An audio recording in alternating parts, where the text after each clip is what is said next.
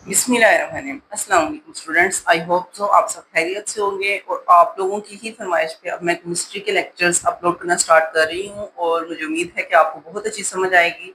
Chemistry में आप लोगों ने स्टार्टिंग पे क्या करना है जी। सबसे पहले तो आपको पता होना चाहिए कि केमिस्ट्री के टोटल चैप्टर्स कितने हैं, ठीक है। तो केमिस्ट्री के टोटल मेरे ख्याल में 13 चैप्टर्स हैं, यहाँ पे आपको नजर आ रहे होंगे।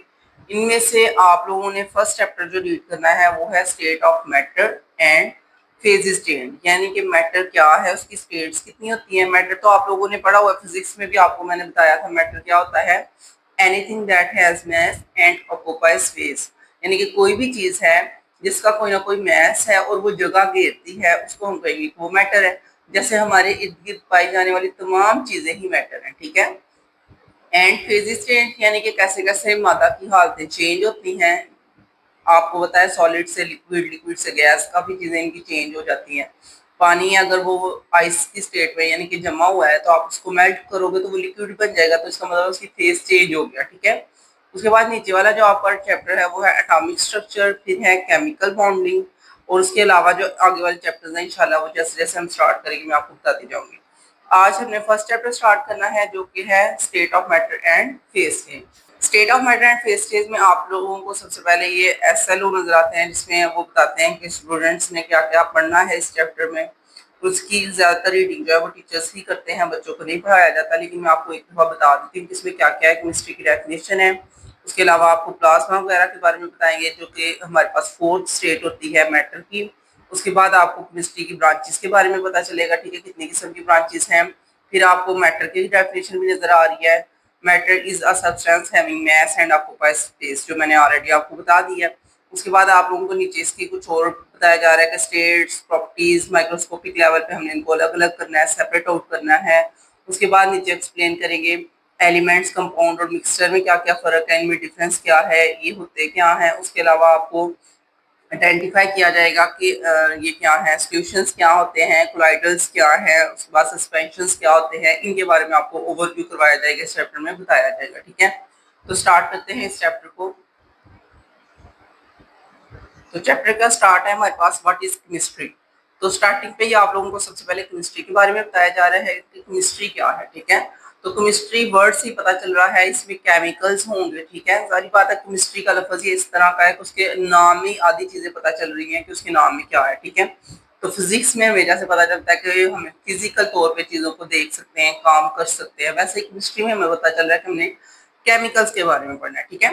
तो chemistry is the branch of science which deal with the properties, यानी कि अपने प्रॉपर्टीज का डील करना है, कौन कौन सी प्रॉपर्टीज होनी है, एंड कंपोजिशन, और उसकी कंपोजिशन क्या है। कंपोजिशन हम इस तरह कहते हैं कि परसेंटेज, जैसे आपने दो केमिकल्स लिए हैं ना, वाटर और ऑक्सीजन। वाटर के अंदर ऑक्सीजन और हाइड्रोजन होता है, ठीक है। आपने दो केमिकल्स लिए, ऑक्सीजन और हाइड्रोजन। अब इनकी कंपोजिशन का मतलब है कि आपने कितनी कितनी क्वांटिटी लेनी है, ठीक है। दोनों की इक्वल लेनी है या एक की कम लेनी है, एक की ज्यादा लेनी है, वो किस तरह आपने लेनी है, वो उसकी कंपोजिशन होगी, ठीक है। And the structure of substance, और सब्सटेंस का स्ट्रक्चर कैसे का है, ठीक है, वो कैसे का बना हुआ है, उसको आपने किस तरह से एक दूसरे के साथ मिलाना है, तो फिर हमारे पास क्या उसका रिएक्शन होगा, वो सारा। It is also deal with the physical and chemical changes, ठीक है। इसमें आल्सो हम केमिस्ट्री में क्या क्या रीड करते हैं, फिजिकल और केमिकल चेंज। फिजिकल चेंज का मतलब क्या होता है कि चीजें ओरिजिनली तौर पे जो है ना हमें नजर आती है कि उनकी जो शक्ल है, फेस है, वो चेंज हो गया। लेट्स सपोज आप वाटर की बात करें, पानी की, तो अगर तो आप पानी को गर्म करते हैं, इसका मतलब है वो भाप बन जाएगा, उसकी फिजिकली तौर पे हमें नजर आ रहा होगा कि वो भाप बन के उड़ रहा है, ठीक है। उसी तरह जब आप उसको फ्रीजर में रखेंगे तो वो जो मेल्टेड फॉर्म थी वो कन्वर्ट हो जाएगी सॉलिड फॉर्म में, यानी कि वो आइस क्यूब बन जाएंगे, आइस बन जाएगी। तो वो भी हमें नजर आ रहा है कि वो आइस बन चुका है, ठीक है। तो इसका मतलब है कि जो फिजिकली तौर पे हमें नजर आ रहा है उसे हम कहेंगे कि वो फिजिकल चेंज आया है। और केमिकल चेंज का मतलब ये होता है जब हमने दो केमिकल्स को आपस में मिलाना है और वो कोई और नई चीज बन जाएगी, तो वो होगा केमिकल चेंज, ठीक है। जैसे ऑक्सीजन को हम हाइड्रोजन के साथ मिलाते हैं और वो वाटर बन जाता है, ठीक है। वो हो गया केमिकल तौर पे चेंज। पहले वो दोनों ऑक्सीजन और जो हमारे पास हाइड्रोजन था वो गैस की फॉर्म में था। जैसे ही हमने इन दोनों को मिलाया, इनका केमिकल रिएक्शन हुआ, इन्होंने अपने इलेक्ट्रॉन्स जो है वो एक दूसरे के साथ एक्सचेंज किए, उसकी वजह से जो है ना ये केमिकल तौर पे चेंज हो गया, केमिकल रिएक्शन हुआ, ठीक है। In the matter and the law of principles which govern these changes, और मैटर के अंदर तो आपको मैंने बता दिया, और वो लॉ जिनकी मदद से ये चीजें चेंज होती हैं। कुदरत ने कुछ लॉ बनाए हुए हैं, कुछ ऐसे कानून बनाए हुए हैं जिनके मुताबिक ही सारी चीजें होती हैं। उन लॉज और उन कानून के खिलाफ वर्जी नहीं कोई भी कर सकता, ठीक है। अगर कोई करता है तो वो हमारे पास जो है वो जैसे पोल्यूशन पैदा हो रही है, इस तरह के हम काम कर रहे हैं, हमने इतने ज्यादा व्हीकल्स बना लिए, गाड़ियां बना ली हैं कि हमारी जो कुदरत है वो भी जो है ना वो डिस्टर्ब हो रही है, कुदरती चीजें भी डिस्टर्ब हो रही है, ठीक है। इन्वायरमेंट जो खराब हो रहा है हमारा, तो हमने उस प्रिंसिपल के खिलाफ वर्जी किया, हमने अपने से केमिकल ऐसे ऐसे बना लिए हैं जिसकी वजह से जो है ना हमारी इन्वायरमेंट जो है वो खराब हो रही है, ठीक है। तो उसने बोला है कि आपको इन प्रिंसिपल्स की बेस पे ही जो है वो चलना चाहिए, उन प्रिंसिपल की हेल्प से ही जो हम चेंजिंग आएंगे वो हमारे पास केमिस्ट्री होगी, ठीक है। तो ये केमिस्ट्री की डेफिनेशन है। सबसे पहले आपने डेफिनेशन याद करनी है, ठीक है। फर्स्ट ऑफ ऑल आपको ये पता होना चाहिए कि आपने डेफिनेशन राइट करनी है। अगर शॉर्ट क्वेश्चन आ सकता है व्हाट इज केमिस्ट्री, उसने खुद से शॉर्ट क्वेश्चन बनाया हुआ है और आंसर भी दिया हुआ है, ठीक है। तो यहाँ तक आप इसका आंसर कर लेंगे। उसके बाद आपने ये वाला सिर्फ अंडरस्टैंड करना है, इसको आपने राइट नहीं करना। इसमें जो एक लाइन है याद करने वाली वो मैंने यहाँ पे लाइन कर दी है, बाकी आपने याद नहीं करना, ठीक है। जस्ट आप अंडरस्टैंड करेंगे। डिटर्मिनेशन ऑफ कंपोजिशन, अब आपको बताने लगे कि कंपोजिशन क्या होती है। रिप्रेजेंट फाइंडिंग आउट परसेंटेज, वही बात जो मैंने आपको ऊपर ऑलरेडी बता दी है कि हमने परसेंटेज फाइंड करनी होती है कंपोजिशन में of elements and compound, elements और कंपाउंड की। अब बच्चों के जहन में आता है एलिमेंट क्या है और कंपाउंड क्या है, ठीक है। तो जो बेटा एलिमेंट है ना वो होता है स्मॉलेस्ट प्योर सब्सटेंस, यानी कि छोटे छोटे प्योर जो सब्सटेंस होंगे उसे हम कहेंगे कि वो क्या है, एलिमेंट्स हैं। और जो हमारे पास कंपाउंड होते हैं वो उन एलिमेंट्स से मिलके बने होते हैं, ठीक है। In a simple of matter, sample of matter, किसी भी मैटर के सैंपल के अंदर। उसके बाद आ जाएगा स्ट्रक्चर ऑफ मैटर। मैटर के स्ट्रक्चर का मतलब क्या है, means the arrangement of atom in matter, कि जब हम बात करेंगे कि मैटर का स्ट्रक्चर क्या है तो हम उसको ये बताना चाह रहे हैं कि जो एटम्स हैं वो किस तरह से अरेंज है। जैसे हमारे जिस समय अल्लाह ताला ने एटम्स की अरेंजमेंट इतनी प्यारी की हुई है कि प्रॉपर एटम्स जब मिलते हैं तो वो एक इंसान बनता है, ठीक है। तो उसी तरह यहाँ पे डिफरेंट चीजें हैं। जैसे ये पेंसिल की बात करें तो इसके एटम इस तरह से हमने खुद अरेंज करवाए हैं कि वो एक पेंसिल बन रही है, ठीक है।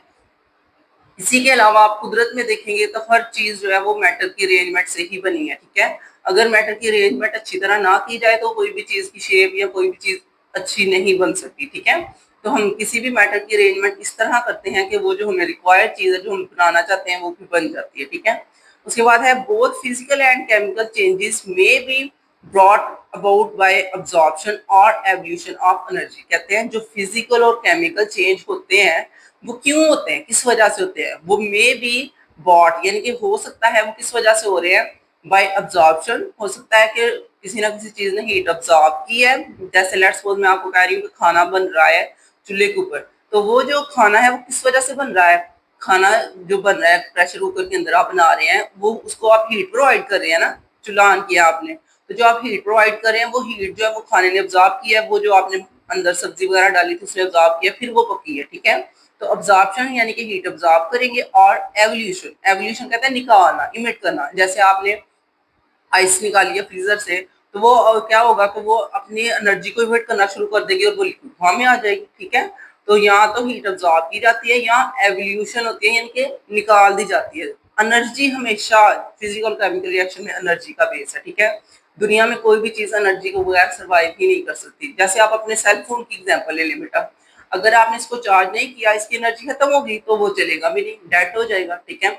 उसी तरह इंसान जो है वो चलता फिरता एनर्जी का जो है ना आप समझ ले एक आपकी एग्जांपल है एनर्जी के कि इंसान के अंदर एनर्जी है तब ही वो चल फिर रहा है। अगर लेकिन आप उसको खाना नहीं देते, वो खाना नहीं खाता तो उसकी एनर्जी कहाँ से आएगी। इंसान को एनर्जी मिल रही है खाने से, तो खाना जो है वो हम जब खाते हैं तो हमारी हीट पैदा होती है, वो हीट ही हमारे काम करने में हेल्प आउट करती है। हमारे अंदर विटामिन जाते हैं, वो विटामिन हमें हेल्प आउट करते हैं कि हम वर्क कर सकें, ठीक है, हम चल फिर सकें, उठ बैठ सकें।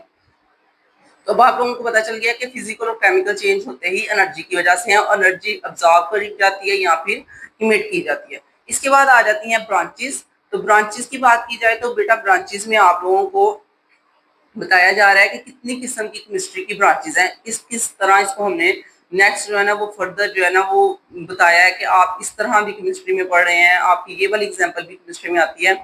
और कुछ ये इस वजह से ब्रांचेस बनाई जाती हैं, जैसे मैंने आपको फिजिक्स में बताया था कि इतनी वसी पैमाने पे एक सब्जेक्ट जो है ना वो एक ही तरह नहीं पढ़ा जा सकता, ठीक है। आप सिर्फ केमिस्ट्री ही सोच के तमाम चीजें उसमें नहीं कर सकते।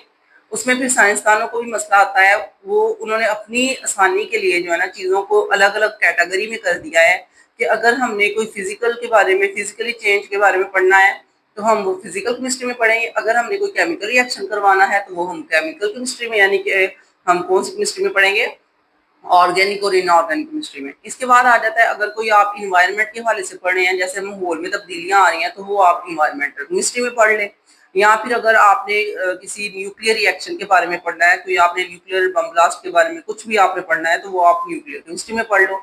अगर आपने पौधों के बारे में पढ़ना है कि पौधे कैसे जो है वो एनर्जी को इमिट कर रहे हैं या एनर्जी गेन कर रहे हैं, तो वो आप बायोकेमिस्ट्री में पढ़ लो। ठीक है, तो ये जो साइंसदान होते हैं अपनी आसानी के लिए और आप लोगों की आसानी के लिए जो है ना वो अलग अलग कैटेगरी बना देते हैं हर एक सब्जेक्ट की, ताकि बच्चों को भी समझ आ जाए और उनको भी मसला ना हो जब उन्होंने मजीद जो है ना स्टडी वगैरह करनी होगी किसी भी फील्ड के ऊपर। ठीक है, तो स्टार्ट करते हैं। To understand the widely spread complex subject of chemistry, कहता है हमें पता है कि ये बहुत फैला हुआ सब्जेक्ट है, बहुत वसी पैमाने पे, और ये कम्प्लेक्स यानी कि थोड़ा सा उलझा हुआ भी है एक दूसरे के अंदर। ठीक है, मुश्किल भी है। And to concentrate on its specific aspects, chemistry is divide into many distinct branches, इसकी बहुत सी ब्रांचेज हैं। ठीक है, उनमें से कौन कौन सी हैं भाई नीचे उन्होंने बताया हुआ है। फिजिकल केमिस्ट्री, ये ज्यादा आपने याद नहीं करना, यहाँ तक काफी जो मैंने आपको समझा दिया। फिजिकल केमिस्ट्री में क्या है, फिजिकल केमिस्ट्री में आ जाता है दिस ब्रांच इन्वेस्टिगेट, ये इन्वेस्टिगेट क्या करता है, तहकीक करता है how substance behave at atomic and molecular level. Physics की जैसे आपने पढ़ी थी ब्रांचेस, वैसे ही केमिस्ट्री की ब्रांचेस हैं, उसमें आती है फिजिकल केमिस्ट्री, यानी कि आप खुद तो देख सकते हो कि कैसे एटम और मॉलिक्यूल जो हैं वो एक दूसरे के साथ बिहेव करते हैं, उनका बिहेवियर कैसा है। ठीक है, और एटम का तो आपको पता है जिसमें इलेक्ट्रॉन प्रोटॉन न्यूट्रॉन होते हैं, छोटा सा होता है, और मॉलिक्यूलर हम कहते हैं जब हम एटम्स का मजमुआ यानी कि एटम को कलेक्ट करेंगे तो वो मॉलिक्यूल बन जाएगा। ठीक है, it provides the clear explanation as how the fundamental physics laws governing our world cause atoms and molecules to show specific characteristics। कहता है कि इसी वजह से हमारे फंडामेंटल फिजिकल लॉ बनते हैं। फंडामेंटल कहते हैं जो कुदरती तौर पर एक्सेप्ट कर ली गई है चीज। ठीक है, जो कुदरत में हो रहा है, फंडामेंटल लॉज हैं, उन्हीं की हेल्प से हमें पता चलता है कि एटम और मॉलिक्यूल जो है वो किस तरह से दुनिया में काम कर रहे हैं, उनकी कैरेक्टरिस्टिक्स क्या हैं, उनके रिएक्शंस क्या हैं, रिएक्ट क्या करते हैं वो, और उसका ह्यूज स्ट्रक्चर, यानी कि जैसे छोटे छोटे एटम्स मिलके पूरी दुनिया, पूरी कायनात बना रहे हैं, एंड रिलेटेड टू लाइफ, और इनका हमारी जिंदगी के साथ भी ताल्लुक होता है। ठीक है, ये तमाम एटम्स मिलके ही जमीन बनी है, तमाम एटम्स ने मिलके ही सूरज बनाया है, उसके अलावा जितनी भी हमारी जमीन पर पाई जाने वाली चीजें हैं वो तमाम एटम्स के ह्यूज मिक्सचर से बनी है, यानी कि जब हमने एटम्स को कंबाइन किया, उनका ह्यूज बड़ा सा कोई स्ट्रक्चर बनाया है, फिर जाके जो है ना वो हमारी कायनात ने आगे काम करना शुरू किया, हमारी कायनात बनी है। ठीक है, physical chemistry is also used, अच्छा ये इसके यूजेस हैं। जब आपका शॉर्ट क्वेश्चन आएगा व्हाट इज फिजिकल केमिस्ट्री, तो आपने सबसे पहले तो यहाँ तक बता देना है इसका ये लाइफ तक, उसके बाद आपने इसका ये यूज की हेडिंग देनी है। ठीक है, ये हेडिंग होगी यूज की, यहाँ से लेके यहाँ तक ये इसके यूजेस बता रहे हैं कि फिजिकल केमिस्ट्री को हम कहाँ कहाँ यूज करेंगे। ठीक है, तो जब आपका क्वेश्चन आता है तो आपने शॉर्ट क्वेश्चन में भी हेडिंग्स मस्ट देनी होती है। ठीक है, तो आपने हेडिंग इस तरह देनी है, डेफिनेशन की ये हेडिंग हो जाएगी। ठीक है, कि आप प्रॉपर बता रहे हैं, डेफिनेशन कह लें या स्टेटमेंट या एक्सप्लेनेशन कह लें, फिर आपने यहाँ पे इसके यूजेस बताने हैं कि फिजिकल केमिस्ट्री जो है वो यूज होती है टू प्रिडिक्ट, प्रिडिक्ट कहते हैं अंदाजा लगाना, and change the rate of reactions, हम सोचते हैं कि हम रिएक्शन को चेंज कर सकते हैं, and thus the optimize the condition by carrying out the reaction on industrial scale, और फिर हम उसी को इंडस्ट्रियल स्केल यानी कि हमारी जो इंडस्ट्री है उसके अंदर रिएक्शंस करवाते हैं। फिर आपको पता है काफी चीजें रिएक्शन से बनाई जाती हैं। ठीक है, इन्हीं रिएक्शन की मदद से हमारी काफी चीजें बन रही है, केमिस्ट्री की हेल्प से ही। दवाइयां जैसे आप बना रहे हैं तो वो इस तरह बन रही है, वो उसी तरह बन रही है कि आपने रिएक्शंस करवाने हैं और रिएक्शन करवा के आप मेडिसिन बनाते हैं। ठीक है, इसके बाद नेक्स्ट हमारा टॉपिक आ जाता है इनऑर्गेनिक केमिस्ट्री। तो जो इनऑर्गेनिक केमिस्ट्री है बेटा, उसमें आप लोगों को पता होना चाहिए कि इसमें ऑर्गेनिक चीज कोई नहीं होगी। ठीक है, ऑर्गेनिक वो होते हैं जो नेचुरल होता है, कुदरत की वजह से चीजें जो बनती है वो ऑर्गेनिक होती है। ठीक है, लेकिन इनऑर्गेनिक बेटा वो चीजें होती हैं जो कुदरती तौर पे नहीं है। ठीक है, लेकिन ये है कि वो लोगों ने साइंसदानों ने रिएक्शन करके कुछ तजर्बात करके चीजें बनाई होंगी तो वो इनऑर्गेनिक हो जाएंगी, ठीक है। जैसे आप लोग दुकान वगैरह पे जाते हो, जाके कहते हो भाई हमें ऑर्गेनिक प्रोडक्ट चाहिए, यानी कि कोई भी खाने वाली चीज हो तो आप चेक करते हैं कि वो ऑर्गेनिक है, उसके अंदर कोई भी ऐसा केमिकल तो यूज नहीं हुआ जो हमारी हेल्थ को नुकसान पहुंचाएगा। तो वो उसी तरह ऑर्गेनिक और इनऑर्गेनिक केमिस्ट्री है, ठीक है। जब आ जाता है ऑर्गेनिक केमिस्ट्री तो वो क्या आप उसके बारे में पढ़ेंगे, it is the study of synthesis, composition, properties and structure of elements and compound that contain little और नो कार्बन। कहते हैं इसमें कार्बन नहीं होती, ठीक है। आपने कंपोजिशन पढ़नी है, प्रॉपर्टीज पढ़नी है, स्ट्रक्चर पढ़ना है एलिमेंट का और कंपाउंड का, लेकिन उसमें मस्ट है कि कार्बन बहुत थोड़ी होनी चाहिए, लिटिल और नो कार्बन, या फिर होनी ही नहीं चाहिए, ठीक है। तो यही इन दोनों में डिफरेंस होता है ऑर्गेनिक में और इनऑर्गेनिक में, कि इनऑर्गेनिक में कार्बन नहीं आती और ऑर्गेनिक में कार्बन आती है, ठीक है। तो ये आप इनका डिफरेंस याद रखना है कि जब भी आप इनऑर्गेनिक की बात करेंगे आपने कार्बन को अंडरस्टैंड करना है कि इसमें कार्बन नहीं आएगा, और जब आप ऑर्गेनिक करेंगे तो उसमें कार्बन आएगा, ठीक है। An inorganic substance can be composed of metals. कहता है इनऑर्गेनिक सब्सटेंस होते हैं वो किससे बनाए जा रहे हैं, मेटल से, नॉन मेटल से, या फिर मिक्सचर ऑफ दिस, ठीक है। मेटल और नॉन मेटल भी आप लोगों को पता है, मेटल वो चीज जो लोहा वगैरह हो गया, नॉन मेटल जो इसके अलावा है, ठीक है। और उसको जब हम मिक्सचर उसका बनाते हैं तो उससे भी ये बन सकते हैं इनऑर्गेनिक, या फिर सॉल्ट्स। सॉल्ट्स आपको पता है जब हमने NaCl पढ़ा है तो वो सॉल्ट होता है, ठीक है। एसिड एंड बेसिस, ठीक है। एसिड और बेसिस भी आप लोगों को काफी बच्चों को पता होगा, 9th में आने से पहले 7 में ये पढ़ा दिया जाता है एसिड क्या होता है, बेस क्या होता है, ठीक है। Organic compound are use as fertilize. Organic ये इसके यूजेस हैं, तो इसको भी आपने अलग से हेडिंग देनी है। जब इनऑर्गेनिक का शॉर्टकट से राइट करना है तो यहाँ से लेके यहाँ तक पहले आपने उसकी डेफिनेशन राइट करनी है, या फिर आप पहले उसकी स्टडी हम किस तरह करते हैं, फिर आपने इसके यूजेस की हेडिंग देनी है कि हम इसको यूज कहाँ पे कर रहे हैं, फर्टिलाइज करने के लिए। फर्टिलाइज कैसे, जैसे फसलों में हम केमिकल डालते हैं ना, तो वो तमाम केमिकल जो हम फसलों को कीड़ों से बचाने के लिए डालते हैं या फसल की ग्रोथ अच्छी करने के लिए डालते हैं, वो सारे फर्टिलाइजर्स होते हैं, ठीक है। एंड मेडिसिन, आपको पता है हम जो जितनी भी मेडिसिन, पैनाडोल हो गई, डिस्प्रिन हो गई, उसके अलावा भी जो भी आप मेडिसिन यूज करते हैं, तो मेडिसिन आ गई। उसके बाद कैटालिटिक्स। कैटालिटिक्स क्या होते हैं बेटा, वो ये होते हैं कि आपने इनसे इनकी यानी कि ये रिएक्शन तो नहीं करवाते लेकिन रिएक्शन को करने में हेल्प करते हैं, यानी कि ये खुद रिएक्शन इनका कोई नहीं होता, लेकिन ये कि जब कोई रिएक्शन हो रहा होता है तो उसको बढ़ाने के लिए हम एक कैटालिटिक यूज कर लेते हैं कि वो उसकी जो है ना, वो कैटालिस्टिक्स क्या होते हैं, उनकी हेल्प कर देते हैं रिएक्शन की जो है ना उसके रेट को बढ़ाने के लिए, रिएक्शन का रेट इंक्रीज करने के लिए, ठीक है।